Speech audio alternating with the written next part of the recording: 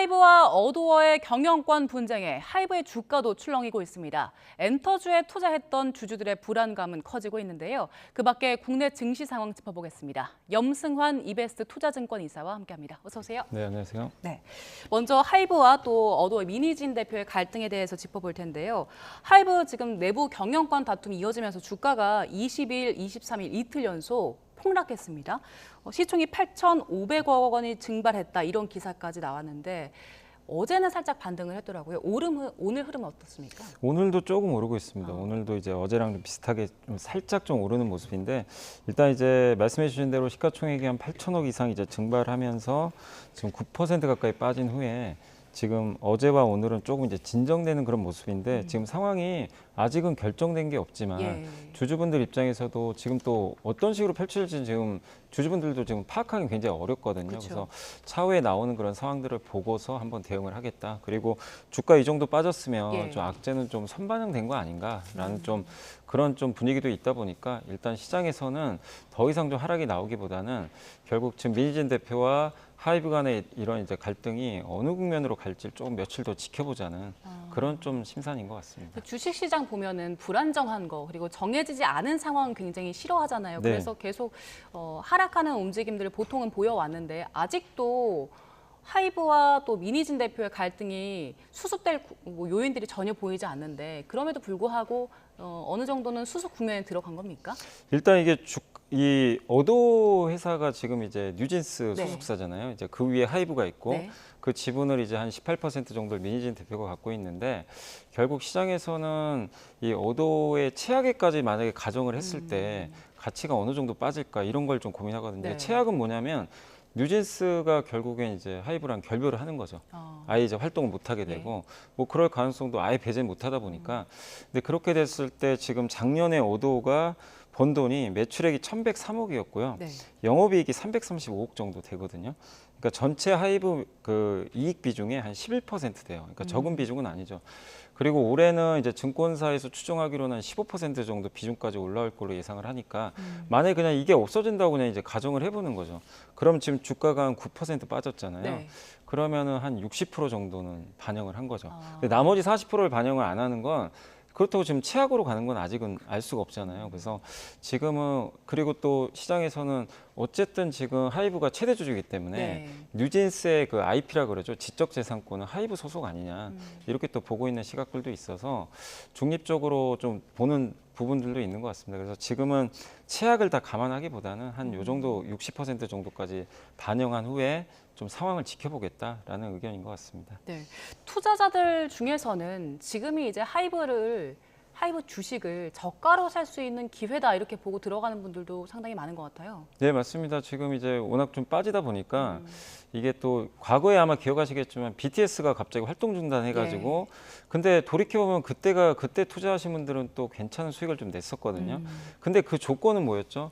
BTS가 다시 활동을 했잖아요. 맞습니다. 근데 이번은 상황이 다른 게 지금 오늘 또 소송 얘기도 나오더라고요. 이제 고발하겠다 민희진 대표를 그런 얘기까지 갔다는 거 이제 증거를 많이 확보했다는 거고 결국 그렇게 보면은 이게 둘 간의 관계가 그러니까 하이브와 민희진 대표의 관계가 이게 다시 돌아올 수 있을까? 이건 사실 좀 제가 봐도 좀 쉽지가 않을 거예요. 법적인 분쟁까지 갔으니까요.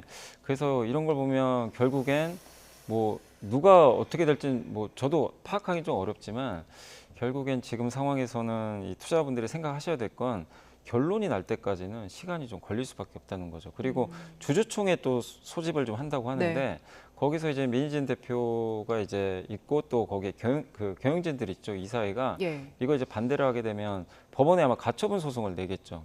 그럼 그거 결정되는 데까지 또 2달 정도 걸리거든요. 그러니까 이제 최종적으로 모든 게 이제 결론 날 때까지는 최소 1달에서 2달은 또 시간이 걸리기 때문에 그 상황에서 어떤 결과가 나올지는 지금 모르잖아요. 근데 물론 뉴진스가 그대로 남아 있고 만약에 이제 민희진 대표만 그냥 사임하는 형태로 나가버리면 다시 주가는 조금씩은 회복할 가능성이 있습니다. 정상적으로 또 활동할 수 있는 거니까. 근데 혹시 모를 또 일들이 발생할 수 있다 보니까. 그러니까 제일 걱정은 뉴진스죠. 뉴진스가 지금 정작 다음 달에 컴백을 하거든요. 얼마 안 남은 상황이다 보니까 그래서 지금 시장에서 이걸 저가 매수로 활용하시기보다는 조금 더 좀 냉정하게 좀 상황을 더 조금 나중에 비싸게 사시더라도 지금 좀 지켜보는 게 좀 맞지 않나 싶습니다. 반복해서 강조해 주셨는데 아직도 상황을 알 수가 없는 상황이다라고 해주셨어요.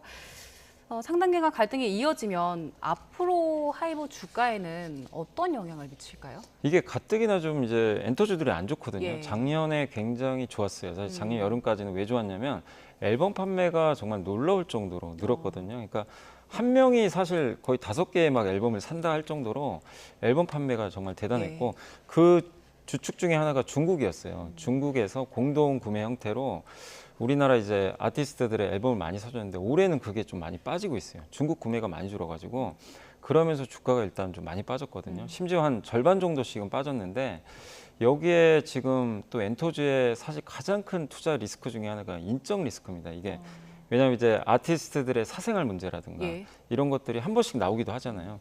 근데 거기에 또 작년에 기억하시겠지만 SM 이수만 총괄과 이제 SM 경영진의 갈등, 이번에 또 하이브와 민희진 대표 간의 또 갈등, 이런 것들이 한 번씩 나오다 보니까 결국 이렇게 해결이 뭐 되긴 됐어요. 그 전에 이제 사례를 보면 결국엔 해결이 되는데 결국엔 지금 실적도 좀 약간 불안한 가운데서 이런 일들이 터져버리니까. 근데 작년만 해도 어쨌든 그런 일이 발생을 해도 숫자 자체가 워낙 좋았거든요.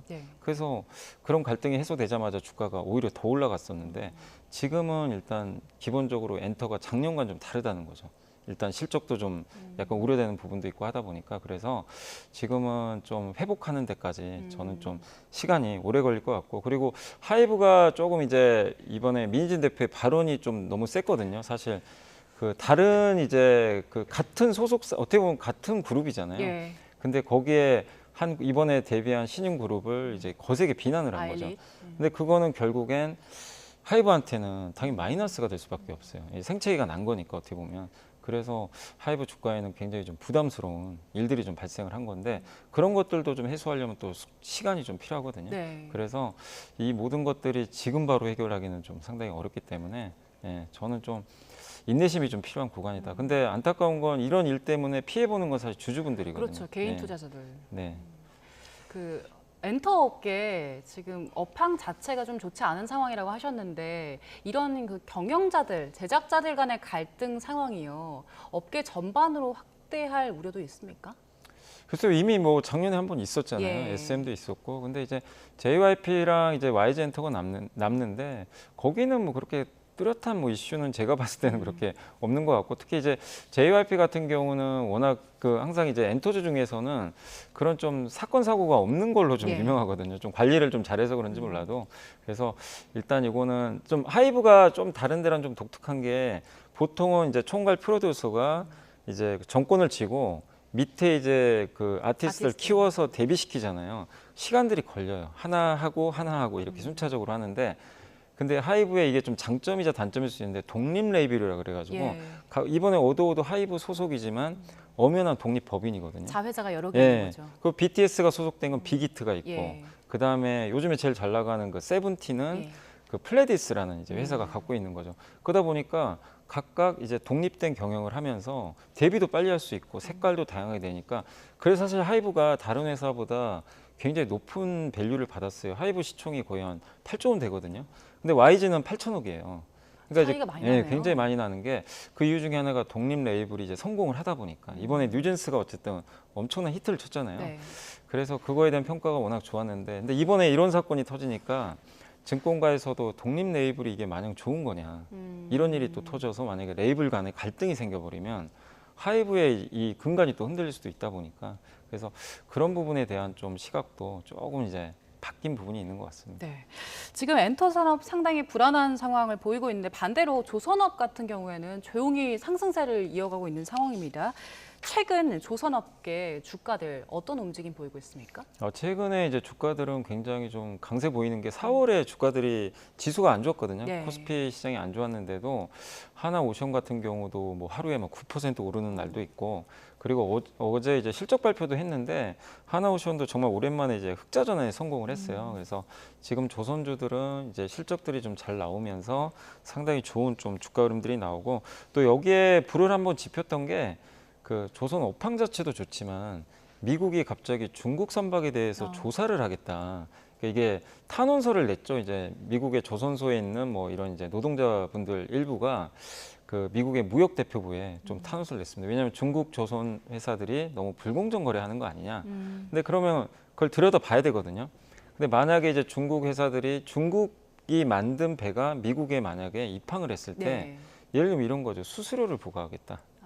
그 배는. 그러면 이제 선주들 입장에서는 중국산 배를 안 쓰려고 할 수도 부담되죠. 있거든요. 근데 물론 이거 아직 결정된 건 아니지만 그런 걸 이제 들여다보겠다는 거예요. 그러면 한국 조선을 바라보는 시각은 좋아질 수밖에 없는 게 지금 전 세계 조선 점유율을 1, 2등을 항상 다투잖아요. 그래서 한국 이제 조선사들이 그런 이제 미중 갈등에 약간 또 반사이가 아니냐 이런 이제 기대감이 붙으면서 실적과 그게 같이 맞물려서 지금 주가가 좋다라고 보시면 되겠습니다. 네. 내일 삼성중공업이 1분기 실적 발표하잖아요. 시장에서 어떻게 예상하고 있습니까? 그 삼성중공업도 그렇고 지금 그 대우조선해양 아니 그 이번에 이제 하나오션이었죠. 예. 하나오션도 그렇고 실적은 지금 상당히 좀 잘 나올 걸로 예상들을 하고 있고 특히 이번에 물론 이제 내일 또 삼성중공업이 실적 발표는 해봐야 좀 알겠지만 어제 이제 하나오션이 발표가 된 걸 예. 보니까 내용을 보니까 비용 부담은 좀 있더라고요. 아직까지. 그래서 아마 삼성중공업도 일부 비용 부담이 있을 수는 있어요. 왜냐하면 그 인력 문제 때문에 지금 조선소에 그 사람들이 좀 부족하다는 얘기 아마 많이들 들어보셨잖아요. 그래서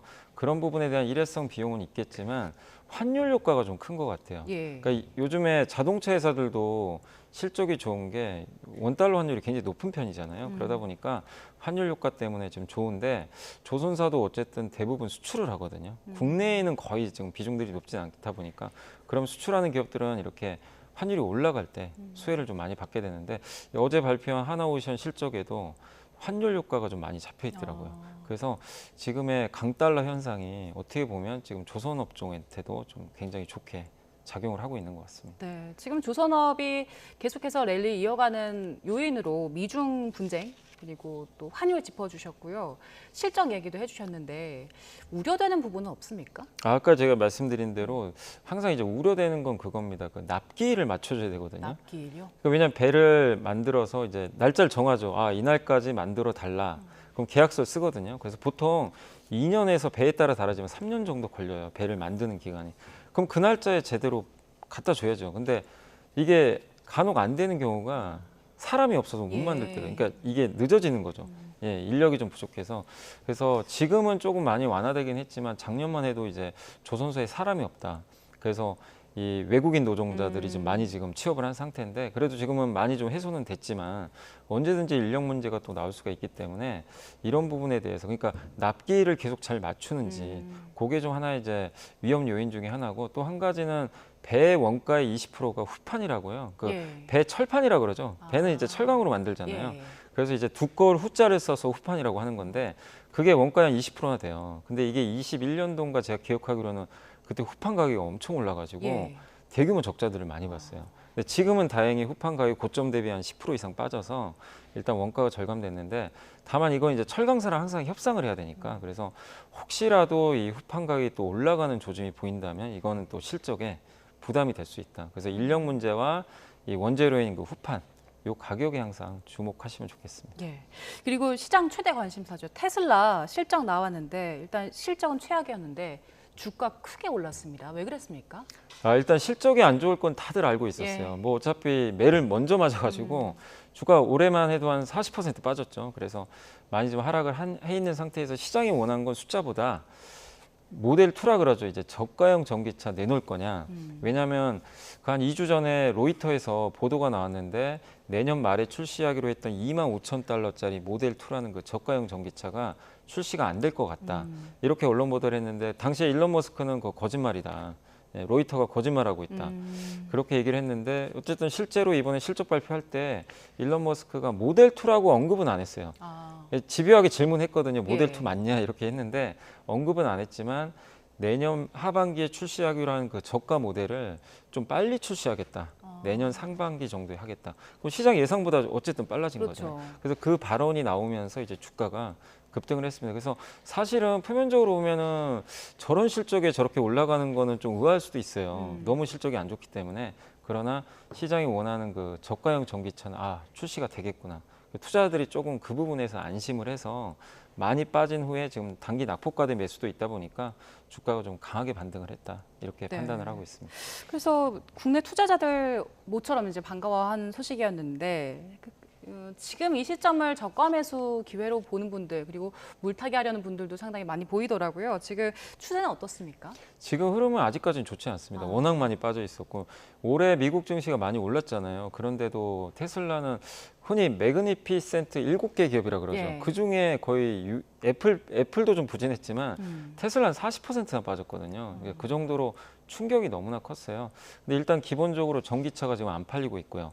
이번 실적에도 그게 드러났죠. 네. 근데 다른 자동차 회사들은 꾸준하게 신모델이 나오는데 테슬라의 이거 좀 단점이라고 할 수 있는 게 신모델 출시가 너무 좀 지연되는 거죠. 그래서 모델 2도 지금 만약에 나온다고 하면 내년이거든요. 그러니까 모델 2인지는 명확하게 얘기는 안 했는데 네. 저가형 신차가 내년 초로 지금 얘기가 나왔으니까 근데 그것도 앞으로 한 3분기 정도는 더 기다려봐야 되니까 근데 그 과정에서 8월 8일 날 로보택시 얘기는 나왔지만 어쨌든 그거는 지금 당장 돈 벌 수 있는 모델은 아니거든요. 돈은 많이 들어가지만. 로보택시요? 네, 로보택시 같은 경우 이제 자율주행으로 가는 이제 택시인데 그러니까 사람이 운전하지 않는 거죠. 예. 예. 근데 그게 나오면 또 주가는 움직일 수도 있지만 기본적으로 이제 실적을 플러스할 수 있는 거는 어쨌든 새로운 모델들이 저는 나와야 된다고 보거든요. 근데 그때까지 공백 기간이 좀 있기 때문에 그래서 저는 좀 말씀드리고 싶은 게 주주분들이 워낙 많으시잖아요. 그래서 고민이 크시겠지만 이렇게 시계열을 좀 2년 후로 보면 저는 오히려 괜찮다고 봐요. 왜냐하면 전기차 시대는 열릴 수밖에 없고 예. 선도 업체는 테슬라고 또 로보택시나 이런 사업들이 2년 후에는 지금보다는 더 정상화돼 있겠죠. 그래서 그때는 훨씬 더 좋은 실적을 저는 낼 거라고 보는데 다만 올해 말까지는 좀 의문부호가 있다는 거죠. 그래서 단기적으로 대응하시는 분들은 조금 고민을 해보시되 길게 난 한 2년 이상을 보겠다 하시면 너무 고민하지 말고 예. 테슬라가 그리는 방향이 맞다면 같이 좀 편승하는 것도 나쁘지 않다 이렇게 생각을 하고 큰 있습니다. 그림으로 봤을 때는 2년 뒤 봤을 때는 나쁘지 않다라는 네. 말씀 주셨어요. 지금 저희가 뭐 짚어본 저가형 모델이나 로보택시 이런 것들은 이제 수익 성장 쪽이잖아요. 네. 근데 테슬라가 지금 직원 수를 크게 줄이겠다 이런 계획도 밝혔거든요. 결국엔 경영을 효율하겠다는 건데 이런 부분도 주가에 영향 미쳤습니까? 그 영향을 줬습니다. 이거 감원한다는 얘기는 그만큼 지금 차가 안 팔린다는 얘기거든요. 그쵸. 그거를 그냥 표면적으로 시인을 해버린 거죠. 예. 그래서 이제 주가에 좀 안 좋게 작용했고, 근데 이제 회사 입장에서는 또 이 경영 압박이 들어오니까 또 비용 효율화를 해야 되고 사실 한국과 다르게 미국은 해고가 자유롭잖아요. 예. 그래서 그냥 대량 해고를 해버리거든요. 그래서 이제 그런 좀 이제 경영상의 결정을 한 것 같은데 이게 나중에 어떤 결론을 낼지 모르겠지만 결국에 좀 고육지책이 아닌가. 그래서 아마 나중에 또 전기차가 잘 팔리면 또 재고용할 수는 있어요. 그러나 그만큼 지금 시장 상황이 녹록지 않다는 걸 증명을 했고 다만 이게 이미 주가가 빠져 있는 상태에서 또 나왔던 얘기다 보니까 주가에 뭐 플러스는 아니지만 그렇다고 뭐 엄청나게 주가에 악재로 작용하거나 그러진 않았다라고 보시면 되겠습니다. 네. 그리고 테슬라에 대한 소액 주주의 소송도 몇 가지 있어서요. 그거 짚어볼 텐데 이게 조금 복잡하더라고요. 올해 1월부터 뭐 법원에 판단 나오고 머스크가 또 이거 우리 법인을 옮기겠다 이런 얘기들 나왔었는데 어떤 일이 있었던 겁니까? 이게 테슬라 이사회가 2018년도에 당시에 이제 테슬라 그때는 엄청 성장한 그때만 해도 좀 존재 가치가 조금 낮을 때죠. 지금보다는. 근데 당시에 머스크에 대해서 560억 달러 규모의 보상 패키지 지급안을 승인을 했으니까 한마디로 이제 주식 보상을 해주겠다는 거죠. 성과급 같은 네, 겁니까? 성과급이죠. 그래서 주당 23.34달러에 3억 300만 주 이제 매입할 수 있게 굉장히 지금 주가보다 싼 거죠. 그래서 그거를 이제 그 이사회를 열어서 이제 승인을 좀 했던 건데 한 주주분이 이거 이제 무효 소송을 제기한 거예요. 예. 지금 무슨 일이냐 지금 테슬라가 이렇게 상황도 좀 안 좋고 한데 그래서 2022년 그때 당시 10월에 테슬라 주식 9주를 보유한 리처드 토네타라는 이제 분이 머스크가 이제 너무 지배력을 남용을 하고 있다. 그래서 이거 보상 패키지가 너무 좀 이제 과도한 거 아니냐. 그리고 이런 내용도 우리한테 공개한 적이 있냐. 예. 이런 식으로 얘기를 하면서 델라웨어주 이제 법원에 소송을 건 거죠.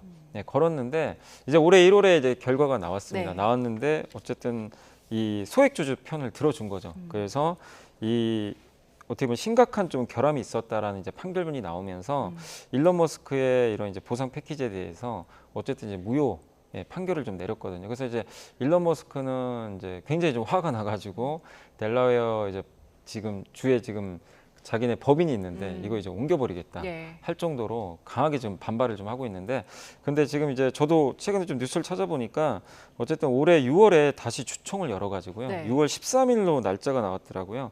다시 한번 주총에서 이걸 논의를 해가지고 또 한번 승인을 또 받으려고 하는 것 같아요.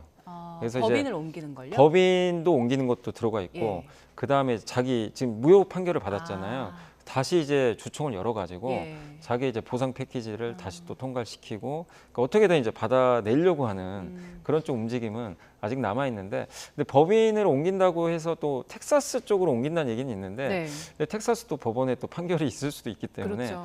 결국 이거는 역시나 또 시간이 계속 오래 걸리니까 만약에 지금 또 이렇게 소송이 들어가면 혹시라도 또 2년 걸리는 거죠. 그래서 굉장히 이건 지루한 싸움이 좀 계속 펼쳐질 것 같습니다. 네, 알겠습니다. 자, 국내외 증시 상황 함께 짚어봤습니다. 염승환 이베스트 투자증권 이사와 함께했습니다. 고맙습니다. 감사합니다.